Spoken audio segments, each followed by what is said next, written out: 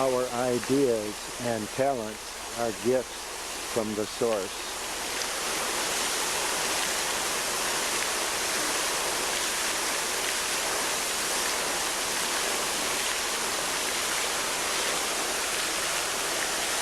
They flow outward and inspire others.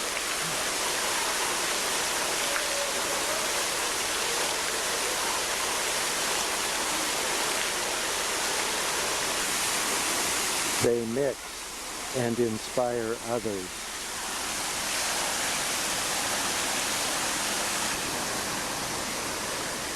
They become the steps that lead us to truths and new directions.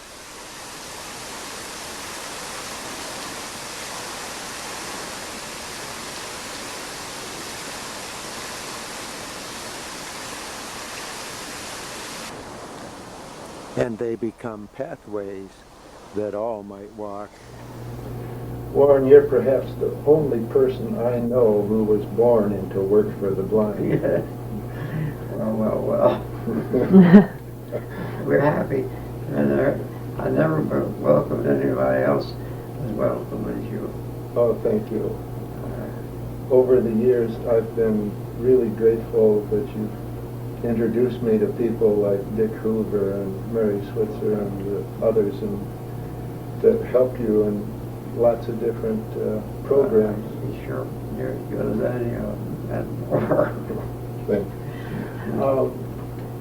When you and Russ and Dick started the program at from Valley Forge and then to Hines, it was like a quantum leap forward in terms of rehabilitation for blind persons.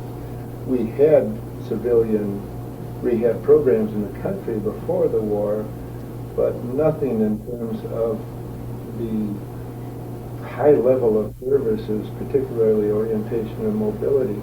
How did you guys decide that that would be the bar, or that the standards would be raised that much? Well, I think the attitude toward the call, actually I had this letter from Dr. Randolph, and he's over there in the field now. Okay. And inviting me into the service. And I had a great deal of respect for Uncle Sam and Uncle Sam's army. Okay.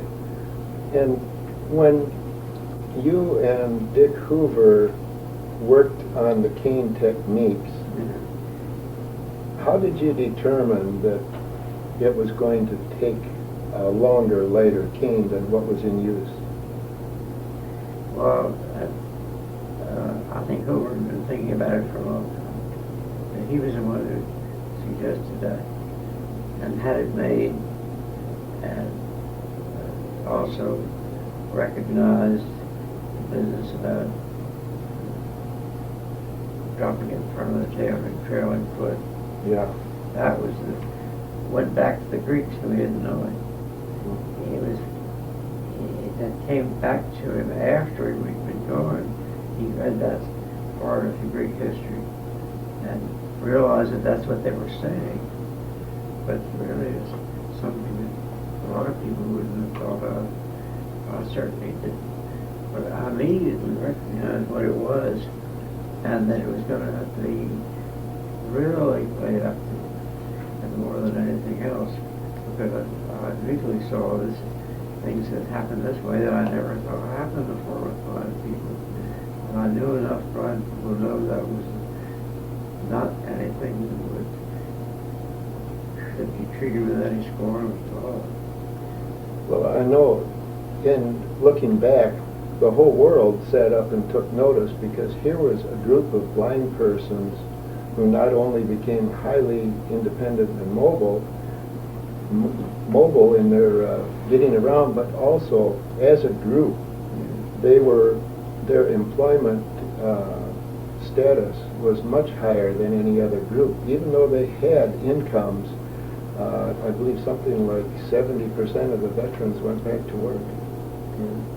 Well, you know, of course, that one thing I did, was asked to do, was to make a trip around to see the old veterans who were just out of war and in the Southern charitable men's homes, one way or another, and some of them were official, but there were a lot of them were the existing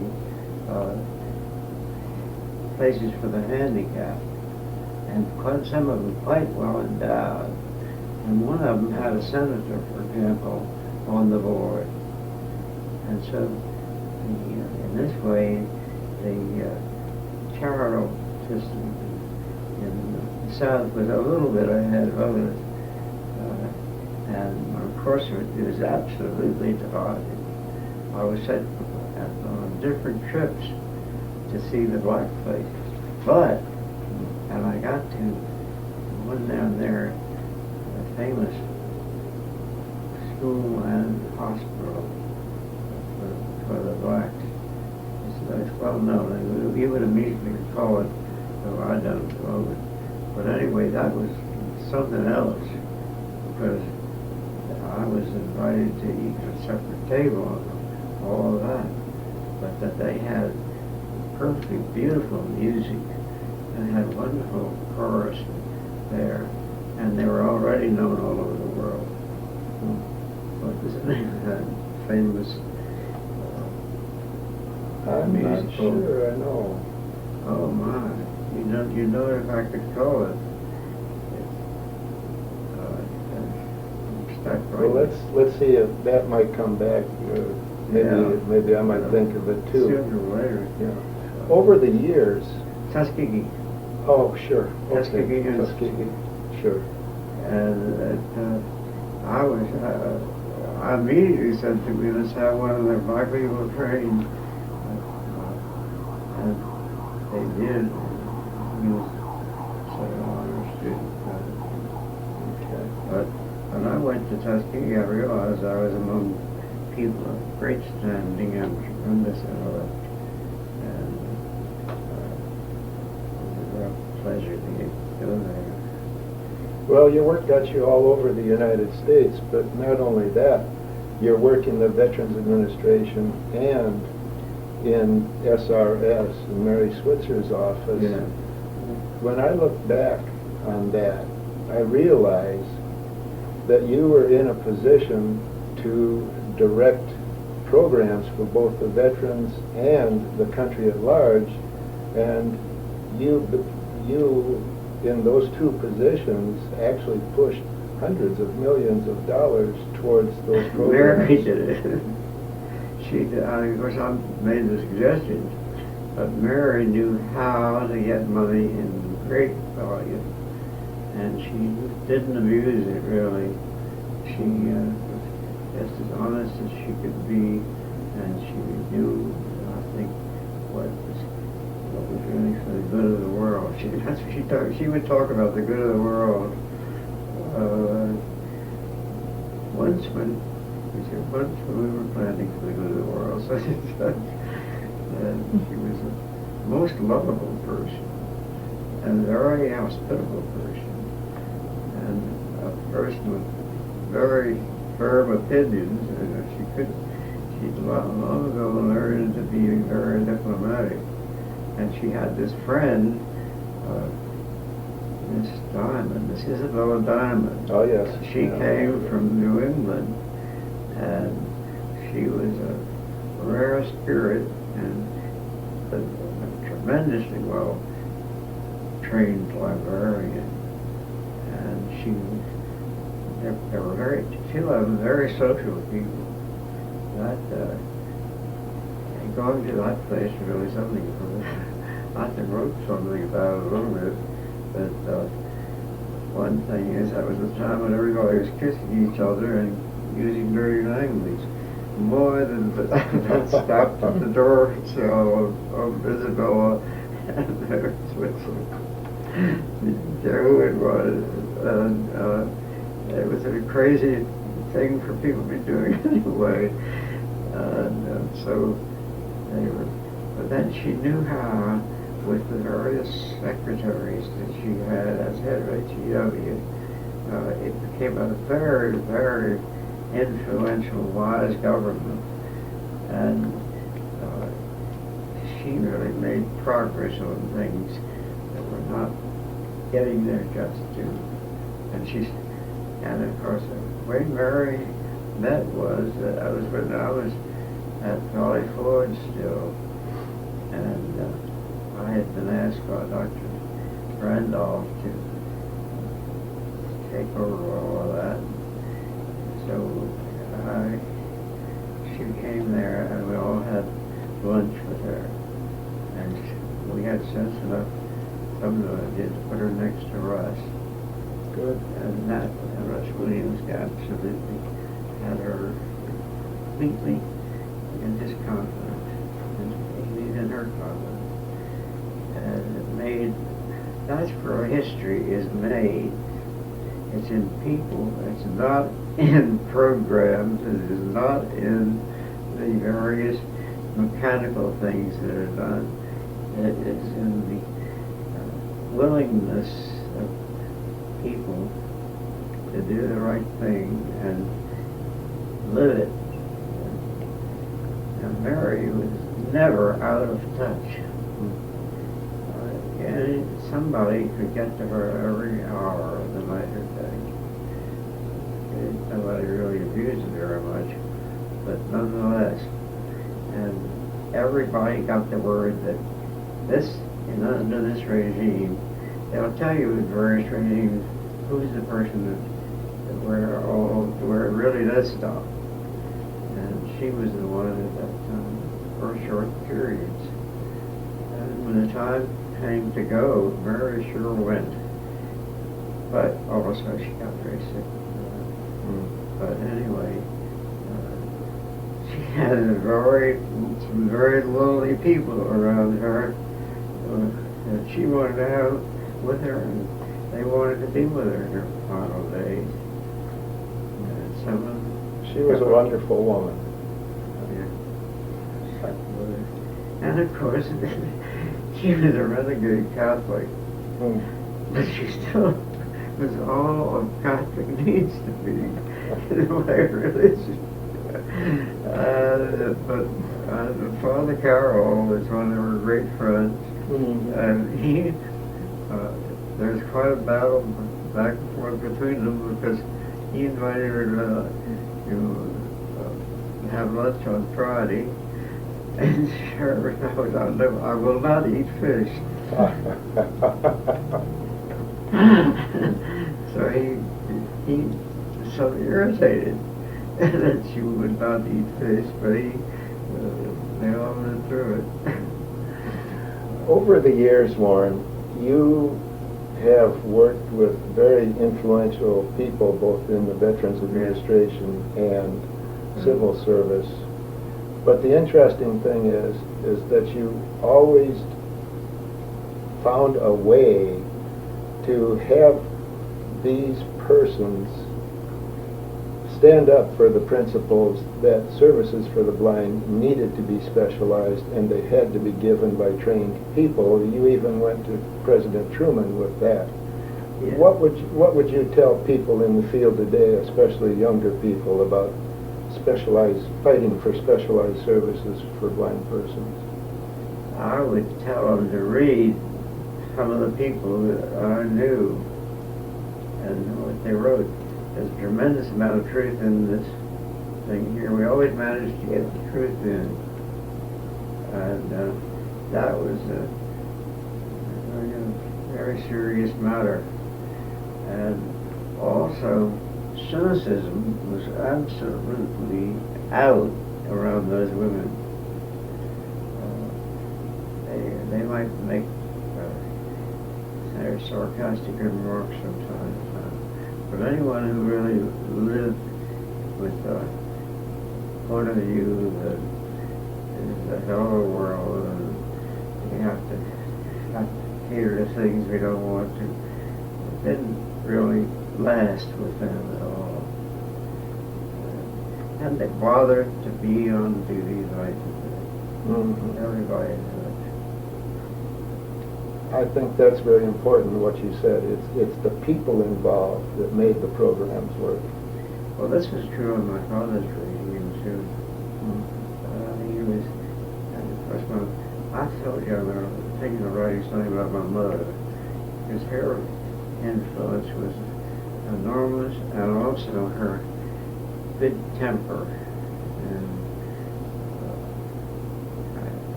And really, she was very often amused and a cheerful person.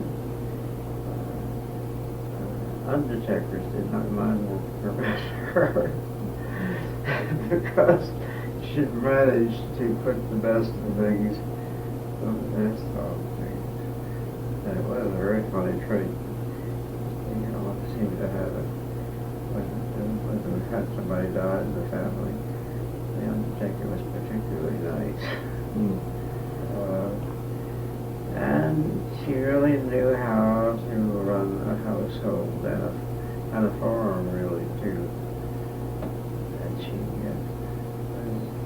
actually, I think, I have a pretty good opinion of people anyway, and partly because of maybe where I lived and who they were, but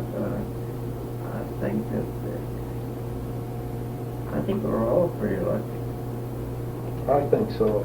I don't like to say exactly what it is that marks people that way, because it's quite true that a lot of them are white Anglo-Saxon. But nonetheless, that doesn't mean you don't have everything else as well. And look how easily Steve Maragawa won us all when the time came. With that great book of his, especially, Journey to Excellence. Yeah, and he also, I knew him long before any of that. And when, among other things, he was really a forward-looking person, and it caused him to have fights sometimes. He always won. As a blind person, this would happen. Oh, sure. Oh, okay. and I was really delighted with him. And we hadn't had, I'm trying to think of who were the people who gave us trouble and we didn't get along with. But to tell you the truth, I haven't really stored it up. Because I got that from both parents, really. My father could be extremely rough on anybody that was really out of line, but he most of the time managed to leave people very much on his side, and he knew how to avoid the wrong things and keep them off the place. And he had the usual and appalling problems to handle with people who are way out of line. But it's hard to remember exactly the details of any such thing, or exactly how he had any canny way of doing anything. But eventually, the thing that I was thinking about is that he got very tired, and he attributed it to the fussing. He couldn't stand fussing, and of course, that's very much of a wide aperture for it to come in to anybody who's in these things that we all do, and it silenced the children quite effectively when they got too much for him. And he certainly believed in using not spoiling the child, he might use the rod. I was the one that didn't get it, because everybody complained about it. I think you certainly are proof that your parents had a great formula for success in raising families. Oh, I can tell you, my brothers did it the routine way. They didn't try to do it pulling them by tricks of getting around things. They were very much they hit it right straight on. The guy who was a fighter pilot and the one who was both George had the fastest 220 in the East and did the 100-yard dash in 10 flat. Mm-hmm. You got in an argument with him. It was very apt to be very tough. But occasion in old days when we were around automobiles would get some situation where he had to be tough. Actually, they were bringing the two families together. My father's half-brother's father died, of course, and my father's first wife died. And most of those families, the Leonards and the Krauses, were just treated like regular members of the family. All of them, sisters and brothers and aunts. Sure. If they were related to either of those women, if they chose to be have a place at the table, they had it, and caused expanded the amount. Right now, I really feel I should do more with the present generation to keep in touch with them. It's much harder to telephone than it used to be. But you're You're doing always it getting a now. wrong number. Yes. And actually, my friend Darrell Brush tried to fix me up so certain numbers like this dial. I guess it's some sort of thing that would upset the telephone company. But I haven't been able to use that effectively. And actually, I know that the youth now needs to be able to go on its own, and they had a really bad time with my nephew's family. Because, first of all, they were fighters. They were from the farm out in Bledsoe. They were great people, scrap among themselves, over nothing. Had a couple of bachelors or whatever they were coming to the funeral determined if I was scratched. And so that irritated both of my brothers when they got into it. And there were several divorces as a result of all this, which had never happened. Yes, my grandfather and my mother's father was divorced. I think they got back again. He was the businessman in New York. Well, Warren, you've had an outstanding career in service for the blind, education for the blind, and all of us in AER want to thank you for taking time to share that with us. All the best to you now. The words you say with truth. Thanks. Okay. Well, as long as we're being filmed, Mr. Bledsoe, as an archivist, I was very interested to hear your account that you touched on in this previous interview about the light cane, the development of the light cane. And I know that people get interested in connections that are peripheral sometimes, seemingly peripheral to that kind of development, that kind of activity. Now, when we were about to start the interview, the first interview, you wanted me to bring over this dog cane. And I think people would be very interested to know about this cane that you've been holding in your hand during the conversation. Yeah, it was my grandfather's, and it came out of that southern environment, and it was unquestionably done by slave labor. But they can be very good at arts. That's the thing that people must realize about them, that some of them can be very expert at the various trades and occupations. Now, my family is no offense.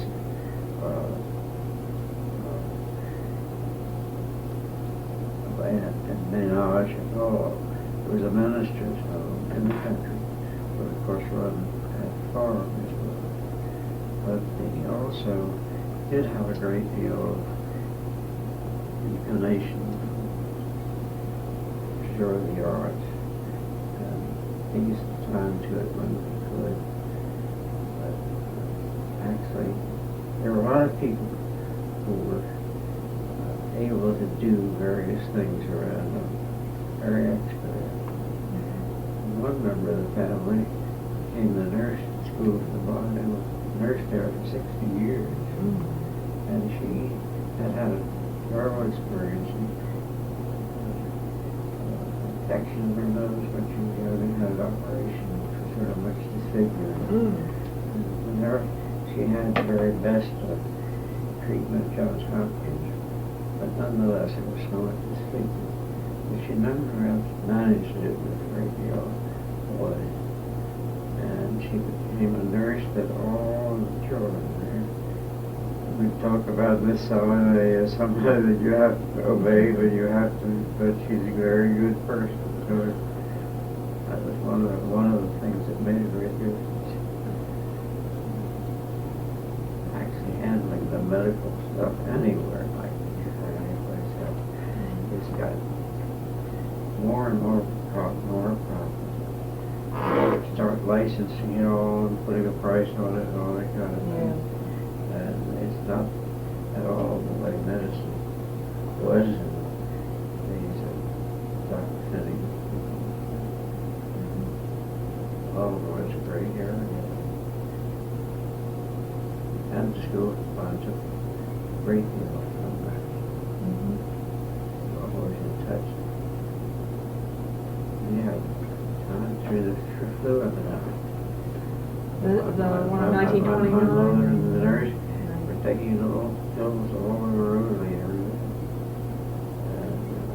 And only one person died, and that one was one of the teachers who went home and died, and I knew it. But it was one of the earliest memories. Right, yeah, and that's, I know that really did have a dramatic effect on our country. Some people underestimate that. But yeah, the coffins out in the graveyard when they didn't have time to bury people. But that's really got to be. I'm just curious too. I've been to the Maryland School for the Blind and the grounds, and it's so impressive. And I imagine there's some photographs of what it looked like and that kind of thing. Yes, we got them right here. When you think about it as a child, what comes to mind most for you? What is it that you remember back and think about when you think about it? Well, of course, I remember people, and I also remember creature comforts as well. But it was an honorable life, but it was a very secure life. Actually, it was well ordered, but also you were very well fed. And actually, all the time, my father was in charge. He was that's the expert on knowing how well fed people should be. And I was thinking this morning that he paid tremendous attention to details of how things were bought, where they came from, and that was he considered that part of his work, not that he put off on someone else. And my mother was pretty good at that too. Of course, her great problem was she got very heavy. And when she was a young woman in school, she could climb the rope all the way up the ceiling. But as she got older, she still stayed very active, but she got so that people got a period when people were very unflattering fat ladies, and I was descended from 4 generations of fat ladies, and they were perfectly marvelous mothers and grandmothers, and aunts as well.